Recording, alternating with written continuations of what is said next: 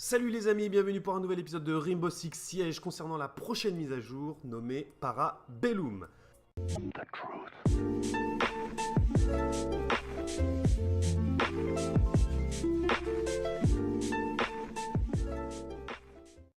Déjà pour commencer, Parabellum vient de la citation latine Civis pacem parabellum. Si tu veux la paix, prépare la guerre.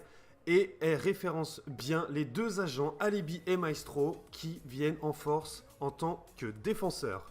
Alibi est la première opératrice avec 3 points de vitesse et 1 point en défense, avec une SMG MX4 et un fusil à pompe auto ACS-12. Pour ma part, un fusil à pompe que je n'utiliserai sûrement jamais, mais une SMG MX4 que j'ai essayé et qui est ouf. J'ai l'impression que c'est une arme d'Ela qui est beaucoup plus stable et plus performante. Les capacités d'Alibi sont donc de mettre 3 hologrammes, on le sait tous, mais quels sont les points positifs et les points négatifs de cet hologramme? On va le voir tout de suite. Alibi affiche donc sur la map avec 3 hologrammes son skin de base et une SMG sans accessoires. Donc vous allez pouvoir duper les ennemis, bien évidemment duper les ennemis, mais uniquement avec le skin de base d'Alibi et son SMG sans accessoires. De plus, si un attaquant tire sur l'hologramme, il est ping à 5 reprises, exactement comme fonctionne Jackal. Comment l'hologramme peut être détruit? Il y a plusieurs façons de détruire un hologramme. Il faut faire gaffe puisque comme on vient de le dire, on ne peut pas directement tirer sur l'hologramme parce qu'en fait ça va juste le désactiver et le remettre en place quelques secondes après. On peut détruire l'hologramme tout simplement en tirant sur la base, donc celle qui est par terre, et avec le drone de Twitch qui le détruit directement.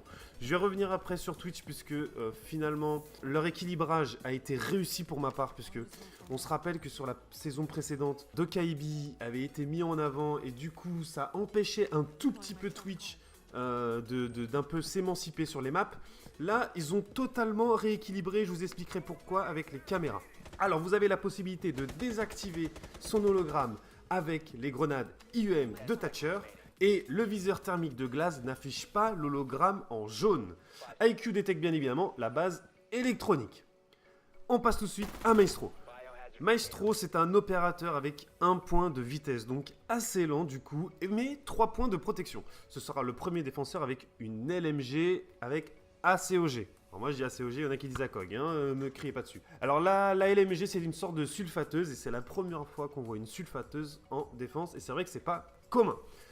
Donc sa capacité se nomme Evil Eye. Qu'est-ce que les Evil Eye? C'est tout simplement des mini-caméras que tu vas déployer directement sur les murs, exactement comme Jagger quand vous posez votre anti-grenade. Et bien c'est exactement comme ça que ça se pose. À partir du moment où vous avez posé cette caméra, vous allez directement checker votre téléphone portable et ça va s'utiliser exactement comme une caméra. Elle a la capacité donc d'être thermique, c'est-à-dire que lorsqu'une grenade fumigène est déposée dans la pièce, vous avez la possibilité de voir quand même les joueurs ennemis qui sont à travers cette grenade. Ensuite, il vous est possible d'utiliser en tant que défenseur la caméra de Maestro, mais uniquement lui peut tirer.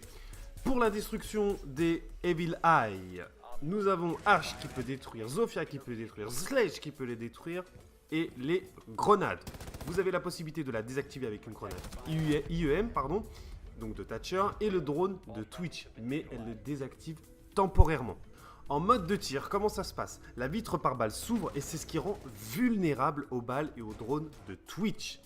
Les dégâts au laser, je ne sais pas si on en parlait mais je vous le redis, les dégâts au laser mais tirent en rafale jusqu'à ce que le laser surchauffe. Elle fait environ 5 de dégâts en rafale, ça fait très mal.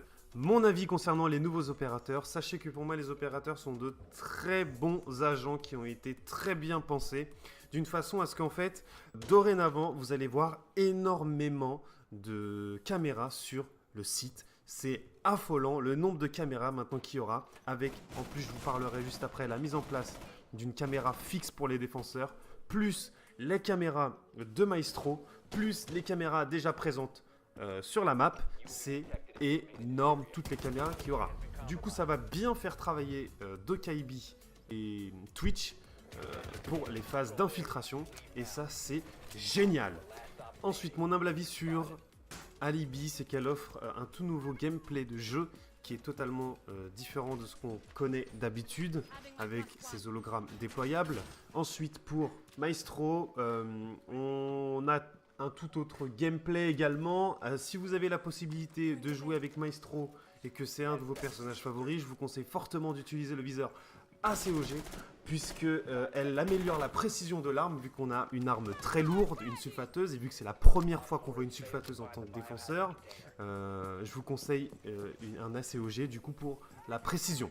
Ensuite, on passe directement à la nouvelle carte Villa. Ça fait 9 mois qu'elle est en développement et elle a été spécialement conçue pour offrir des affrontements compétitifs.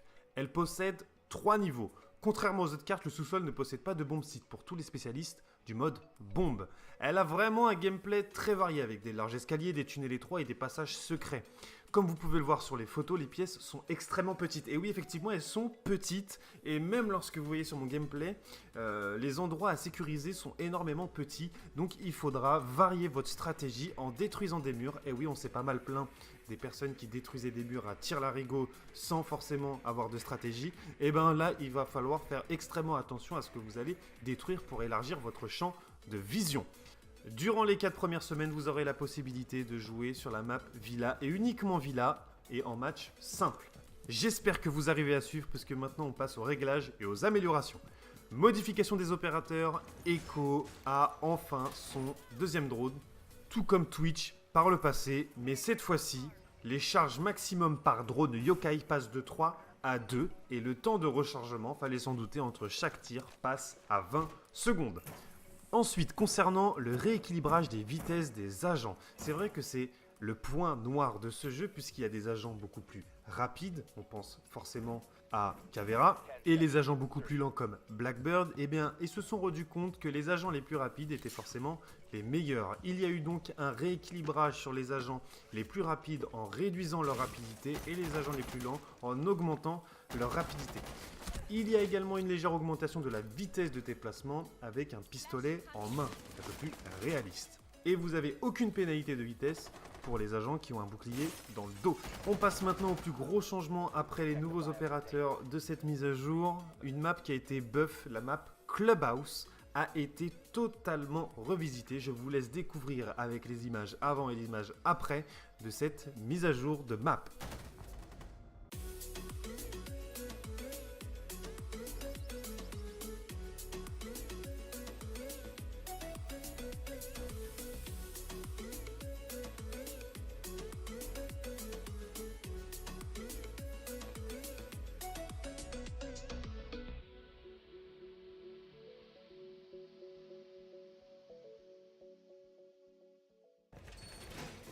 Alors j'en avais parlé précédemment, un nouveau gadget pour les défenseurs, effectivement.